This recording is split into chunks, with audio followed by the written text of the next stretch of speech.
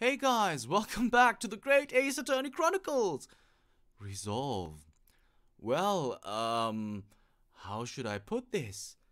We discovered who the professor is, and it turns out it's Clint Van Zeeks. And that is very shocking indeed. But I guess there's still things to know. So let's just keep playing and see what other revelations we will have. Okay, here we go. I was the only person who knew of the true identity of the professor. So, I resolved to keep it as a secret, and to guard the secret to the bitter end. So you're admitting to it? That you were behind it all?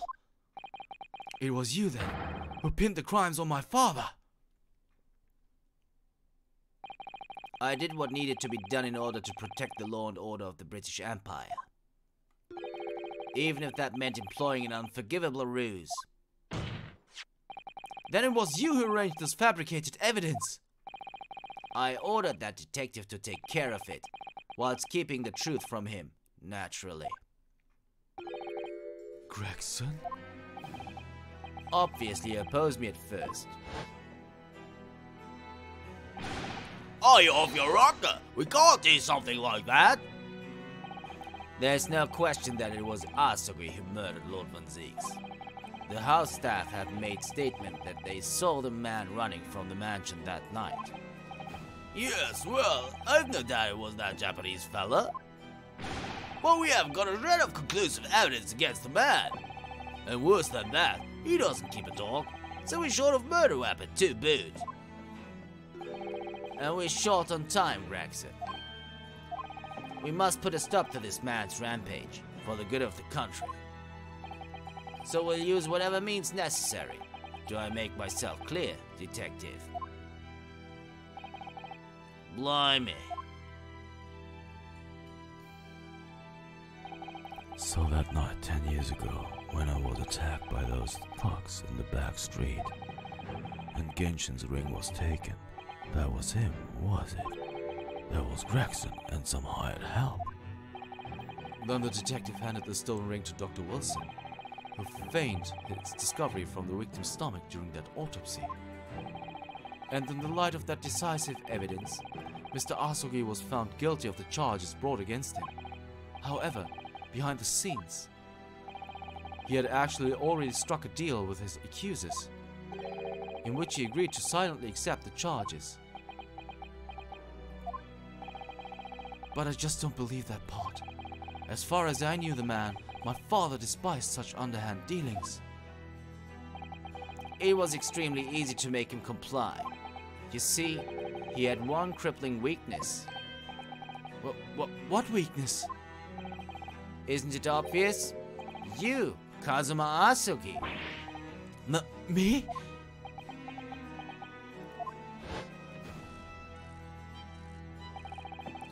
Perhaps you have no desire to return to your homeland, Asugi. What? Though I hear you have a 14-year-old son. Agree to cooperate and accept your guilt without contention, and you will see Japan and your son again. You scoundrel! Whether you choose wisely or not, it will be a closed trial by order of Her Majesty. So whatever rash claims you might make in court, we'll have no trouble in stifling them. There's only one outcome for you, Asugi, the gallows. Don't forget that I still have a weapon at my disposal. A document revealing a truth that I know you're desperate to keep hidden. Yes, it hadn't escaped my mind, which is the only reason I'm willing to bargain with you. I only want to protect this country's law and order, you understand? So, what's it to be, Asugi?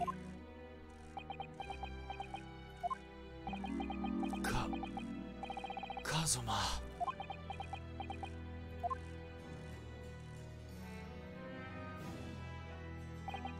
He did it for me. And as I told him at the time, my motive was simply to protect Britain from the damage the truth would do. to protect this country's law and order at any cost. Objection!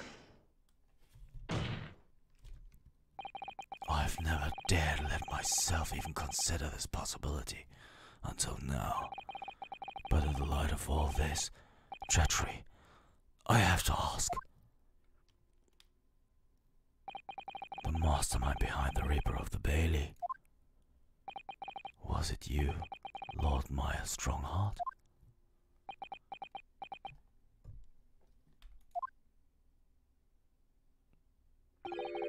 A rather brilliant idea, wouldn't you say, Lord Barak van Zeeks?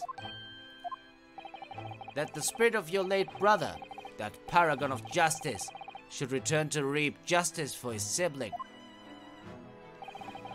Could there be a more appetizing tale for London's masses, I ask you? What? What brazen?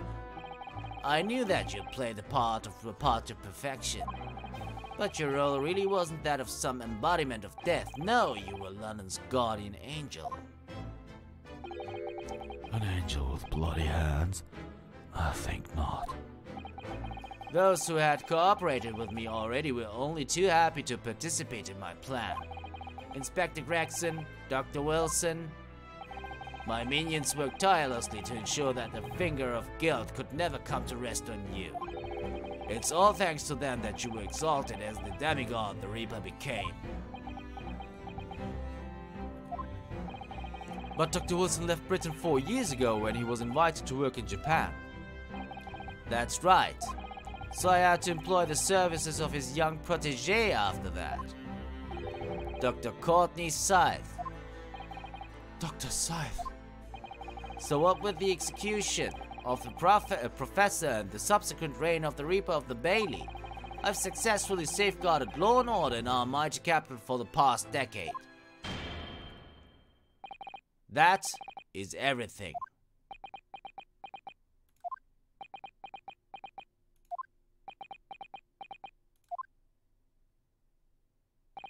My lords, ladies and gentlemen, I do hereby confess it was I who sired the concept of the Reaper. However, let me say my defense. It was all for the preservation of law and order across the entire empire. Lord Strongheart did it? An unforgivable collection of crimes, but still. All those who died at the Reaper's hand were rotten to the core anyway. If it was one in the safe. Okay. There is no one left now who can reveal the precise truth of what happened 10 years ago. Therefore, this trial can go no further. Now, I would like to entreat all those present.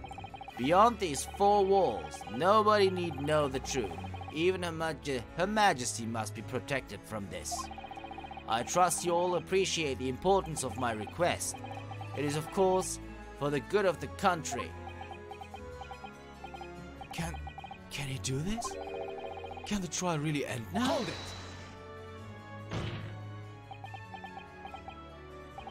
I have one last question.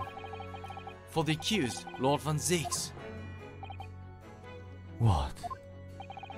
Of course I know that you're a highly accomplished prosecutor, so I find it hard to believe that you didn't have any doubts at all.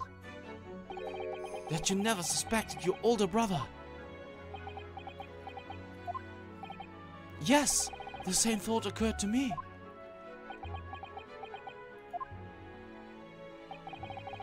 It was only once, but yes, I couldn't say that I never had my doubts. My brother's sense of justice was extremely strong, perhaps too strong, I observed. At that time, there were members of the aristocracy who were bleeding the country dry for their own gain. And since they were nobles, they were untouchable. For my brother, it was a source of great turmoil.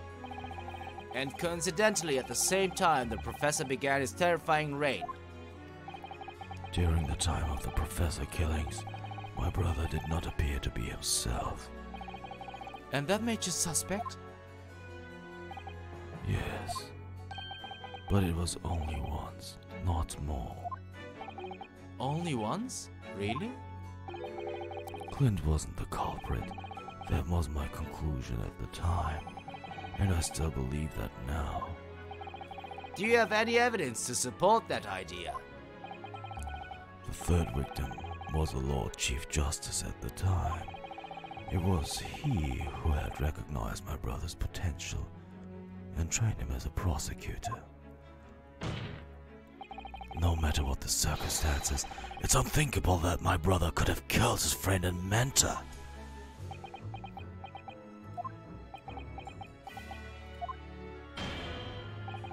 That will do. Neither Clint Van Zieks nor Genshin Asugi still walk this earth. However much we debate this matter now, we cannot hope to reach a conclusion. But there are only two extant pieces of evidence from the time. The woebegone ring that acted as the incriminating evidence to condemn Genshin Asugi, and the 3-page last will and testament penned in black ink and left behind by the man. The wretched truth of what happened is exactly as I have explained.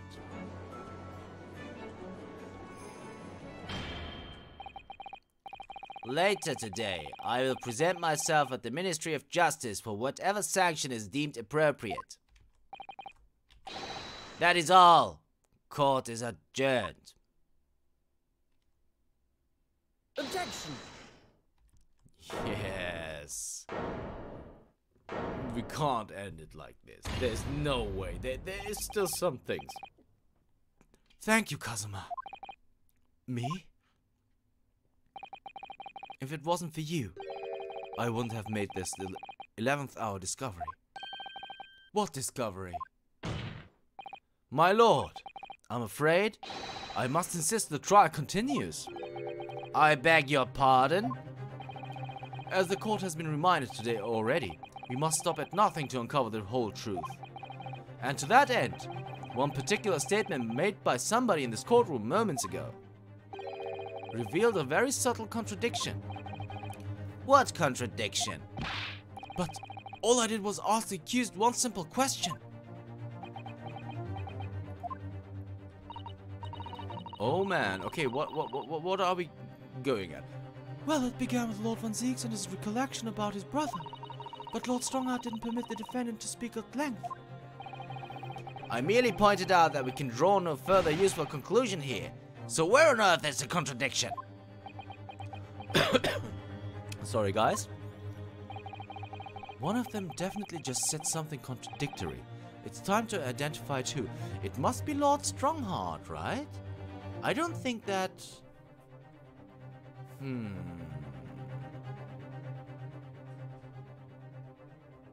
It must be Lord Strongheart because I don't think that Lord Van Zieks... I don't know what it is, but I think it's Lord Strongheart, so I'm gonna go with Lord Strongheart. It was Lord Strongheart, I'm sure of it. Something he said was slightly off. Come on, Ryunosuke. Think back over his words. Find the problem. Neither Clint Van Zieks nor Genshin Asugi still walk this earth. However much we debate this matter now, we cannot hope to reach a conclusion. There are only two extant pieces of evidence from the time. The woebegone ring that acted as the incriminating evidence to condemn Genshin Asugi, and the 3-page last will and testament penned in black ink and left behind by the man. Lord Strongheart, would you care to explain? Explain what, Counsel? Among the statements you just made a few moments ago, something you said was inconsistent with a certain piece of evidence we have. Inconsistent? And whilst inconsistency remains, the defense has a right to pursue an explanation. Ryunosuke, what? Let me warn you about the statements you are making, Counsel. They may very well prove fatal. You claim my words contained a contradiction. With which piece of evidence, I ask you? Oh, that is a very good question, though.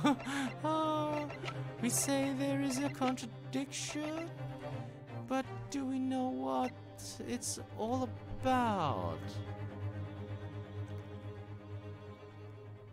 I mean, it can only be either this or the Asogi papers.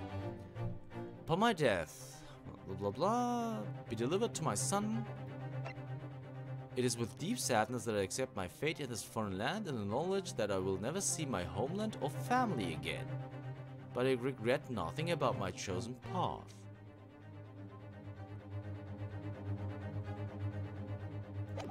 So, do we just present the Asogi papers then? We should, I mean...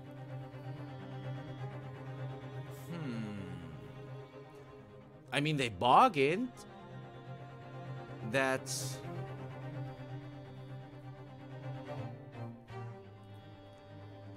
Okay, my thought process here is they bargained that he would be, he wouldn't be hanged and they would break him free from prison. And he still says, it is the only weapon I have left. So there is something about this that has to be, okay, let's just, okay, it was correct. Cool. This here is the will left behind by Mr. Asogi. The 2-page will. What? Yet moments ago, your precise words were the 3-page last will and testament. Okay, so that's okay. Could it be that originally there was a 3rd page? For a moment, I thought perhaps you'd identified something worthwhile, but it's a mere trifle, I see. A trifle? Governor Caden! What can I do for you, sir? You were present when the Japanese man penned his last will and testament.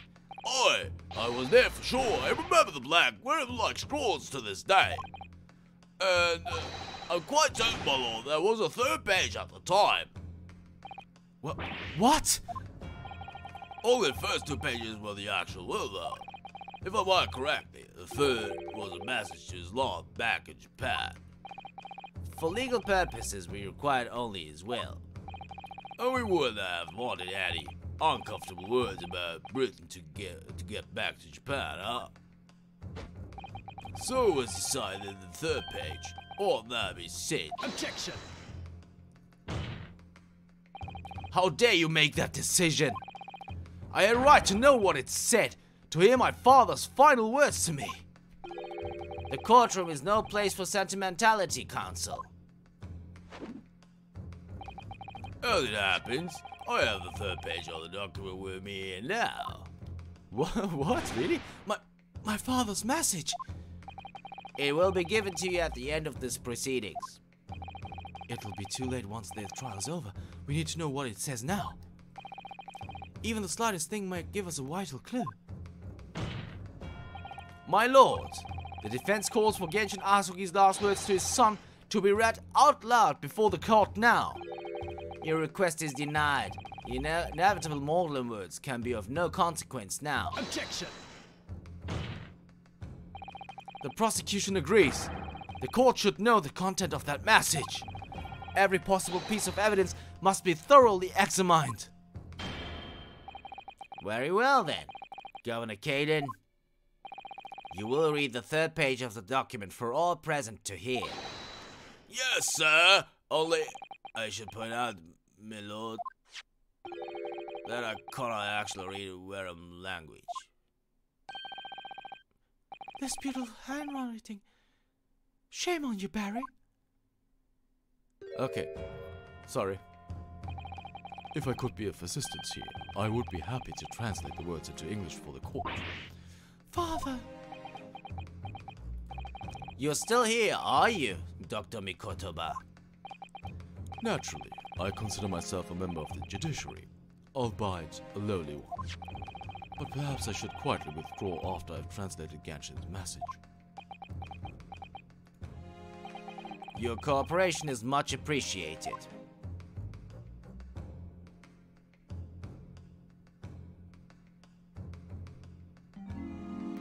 Kazuma, the truth is shrouded in darkness, a darkness only our clan's great sword can pierce. Mighty Karuma, twist thy head and watch them fall, all thy mortal foes. That's the end of the message, it would seem. A haiku poem. Twist thy head. Father. What is Karuma? The name of the Asugi clan's famous sword. A razor-sharp blade known to all, passed down from generations. It embodies the Japanese spirit. It's not known to me. It's the katana sword that was submitted as evidence earlier in these proceedings. The one worn by the prosecution counsel when he confronted Inspector Gregson. The details of the Asugi papers have been updated in the court record. The last will and testament of Genshin Asugi that Mr. Vigil claims disappeared after the convict's execution. It seems there was a third page to it. All these procrastinations are beginning to try my patience. Adjournment of this court is long overdue. As a presiding judge, I have been as accommodating as possible of the will of the courtroom. However, despite all that, no new information has come to light. In pursuit of justice, Lord Clint van Zieks tragically lost all sense of morality. When he murdered his former mentor, clearly he was already devoid of his normal faculties. Objection! How dare you! I refuse to believe that of my brother. Too much time has passed. We cannot ever hope to know more than we do now. Especially since the alleged will that he penned in his final moments appears to have been lost forever. Lord Strongheart, you appear to be in something of a hurry to wrap things up. I wonder why. We've heard your state time, and again during these proceedings, that everything you did was in the interests of protecting British law and order. And I stand by that. Without the Reaper, we could never have achieved the reduction in crime the capital has seen. Objection! What about Inspector Gregson then? And Dr. Wilson? They were no criminals. You used them to achieve your ends, and then you had them killed. However you dress it up, there was nothing fair or just about that. Lord Strongheart, what exactly is it that you're hiding? Dr. Mikotoba, were you not too quietly withdraw after the translation of your former associate's will? In this courtroom, no argument carries weight unless it is supported by evidence. And it would seem that the defense has no more evidence to present. In which case, I hereby order all discourse from these proceedings to be struck from the record. This is my last chance. Mr. Naruhodo! I have to present some decisive evidence now, or it's all over. But can I? Well, I do think that we actually can, guys. I think we can. And I'm gonna explain in a second what I think it is. Wait, my lord. As it happens, the defense does have evidence to present. Oh, the great music again. What? Don't be absurd. There is nothing of relevance remaining from the time. Objection! It's high time that you realize something, my lord. This gentleman has an uncanny habit of producing evidence at the final hour that had escaped everyone else's attention. Nonsense! What is it, Ryunosuke? What do you have?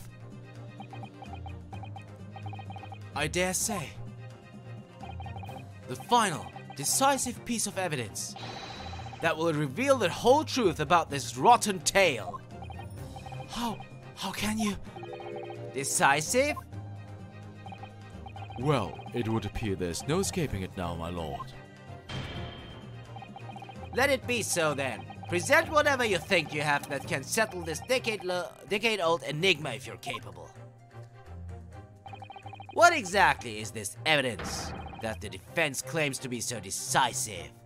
Well, guys, I'm gonna explain as quickly as possible, or at least I'm going to try.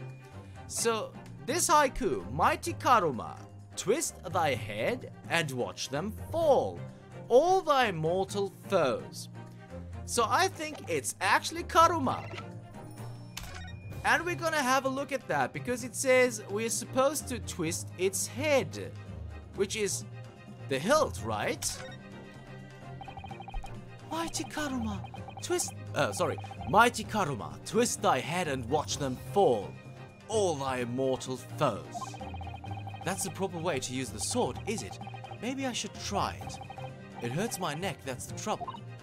Mr. Naruhodo, if I might make the suggestion, I think perhaps it doesn't mean your head. Oh. I once studied the history and development of the katana some time ago, and as I'm sure you're probably aware, the sword's head is the part at the very end of the hilt.